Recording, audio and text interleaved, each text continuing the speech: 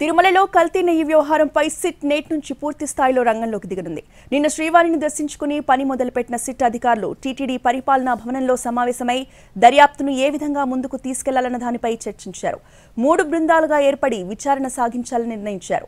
DIG Gopinath జెట్టి, SP Harshavardhan రాజు, additional SP వెంకట్రావులు ఈ 3 బృందాలకి నేతృత్వం వహిస్తారు.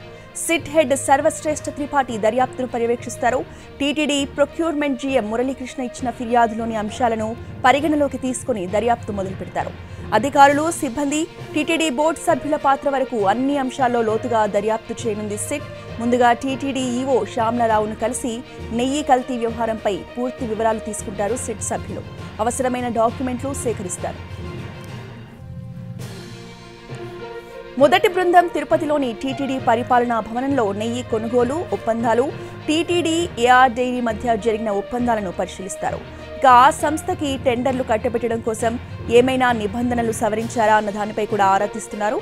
ఇక ఎప్పుడెప్పుడు ఎంత నెయ్యి ఎక్కడి నుంచి వచ్చింది, ఆ సంస్థల సామర్థ్యం ఏంటి, గత 5 ఏళ్లలో నెయ్యి నాణ్యతపై ల్యాబ్ నుంచి వచ్చిన రిపోర్ట్లను కూడా పరిశీలిస్తారు. ఇక మరో బృందం తిరుమలలోని లడ్డూ పోటు, లడ్డూ తయారీకి వినియోగించే ముడి సరుకులను పరిశీలిస్తారు.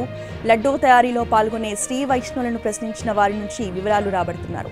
ఇక 2019కి ముందు, ఆ తర్వాత లడ్డూ తయారీలో ఎలాంటి మార్పులు చేశారు, ముడి సరుకుల వినియోగంలో ఏమైనా మార్పులు చేశారా వంటి అంశాలపై కూడా ఫోకస్ చేస్తున్నారు. ఇక హర్షవర్ధన్ రాజు నేతృత్వంలోని 3వ బృందం నేడు తమిళనాడులోని దుండిగల్కు వెళ్లనుంది. టీటీడీకి నెయ్యిని సరఫరా చేసిన ఏఆర్ డైరీ ఫుడ్స్ ప్రైవేట్ లిమిటెడ్లో విచారణ చేయనున్నారు.